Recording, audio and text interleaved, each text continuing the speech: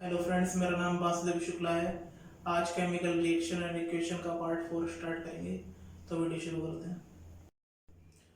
तो ये है पार्ट 4 इस चैप्टर का। मैंने पिछली वीडियो में बताया था कि इस वीडियो में मैं रिडॉक्स रिएक्शन और रेंसिडिटी और कोरोसन के बारे में डिस्कस करूंगा। तो ये रिडॉक्स रिएक्शन, अब रिडॉक्स रिएक्शन का मतलब क्या होता है, यहाँ पे रिडॉक्स देख रहे होंगे आप। तो ये दो वर्ड से बना है, एक रिडक्शन और एक ऑक्सीडेशन।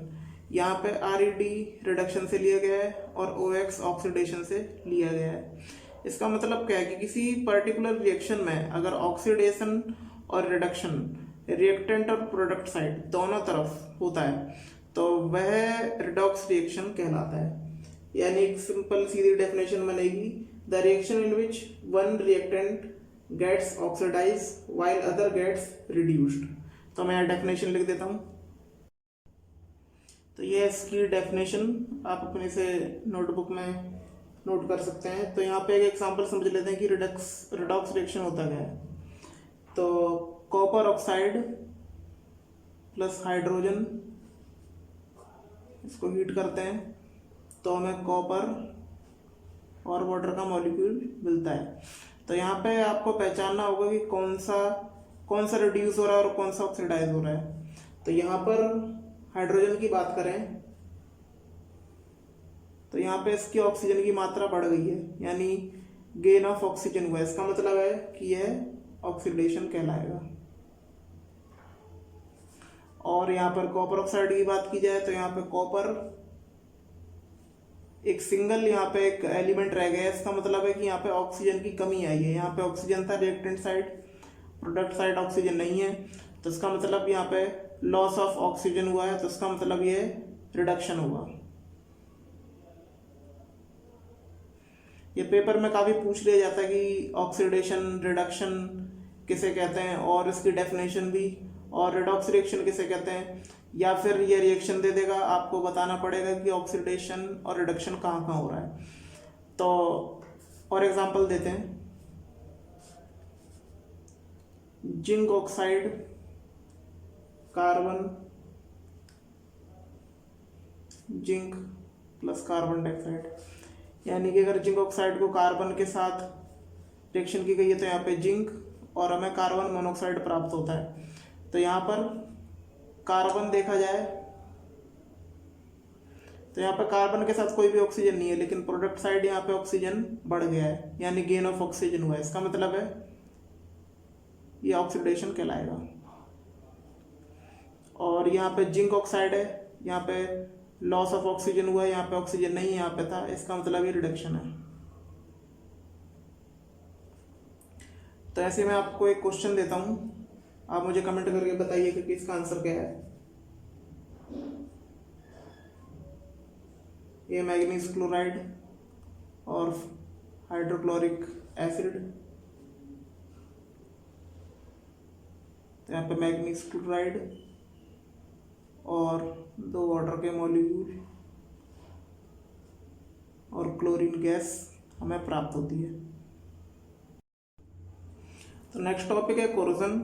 और कोरोजन का मतलब क्या होता है, यानी किसी मेटल में जंग लगना। आप इसे ऐसे ही बोल सकते हो कि rusting of any metal is called corrosion, यानी जब किसी धातु में जंग लग जाता है तो उसे आप कोरोजन भी बोल सकते हैं। तो एक इसकी सिंपल सीधी डेफिनेशन लिखने वाला हूँ मैं।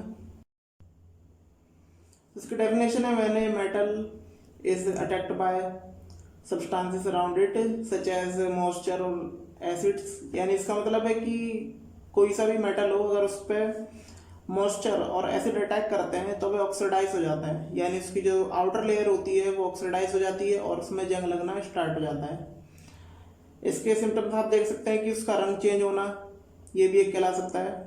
जैसे आयरन होता है तो आयरन भूरे रंग का हो जाता है, जैसे लाल और भूरा जैसे रंग होता है, तो ऐसे लोहे का रंग बदल जाता है आयरन का। और चांदी देखी होगी तो उसका जो रंग होता है वह काला हो जाता है, ब्लैकिश टाइप हो जाता है। तो ये भी आप कह सकते हैं कि जो उसमें जंग लग गया है, यानी वो कोरेड हो गया है। तो एग्जाम्पल है इसके, reddish brown coating on iron और ब्लैक कोटिंग ऑन सिल्वर, ये आप एग्जाम्पल अपनी कॉपी में भी लिख सकते हैं। अब इसकी प्रिवेंशन कैसे मतलब करी जाए कि किसी भी हम मेटल को कोरोसन से कैसे बचा सकते हैं। तो या तो उसमें आप ऑयलिंग कर दो या पेंट कर दो उसमें, या गैल्वेनाइजेशन कर सकते हैं, जैसे उसमें जिंक की लेयर चढ़ा देते हैं, तो इसकी एक प्रिवेंशन भी हो जाएंगी। तो ऐसे एग्जांपल आप लिख सकते हैं अपनी कॉपी में। नेक्स्ट टॉपिक है हमारा रेसिडिटी।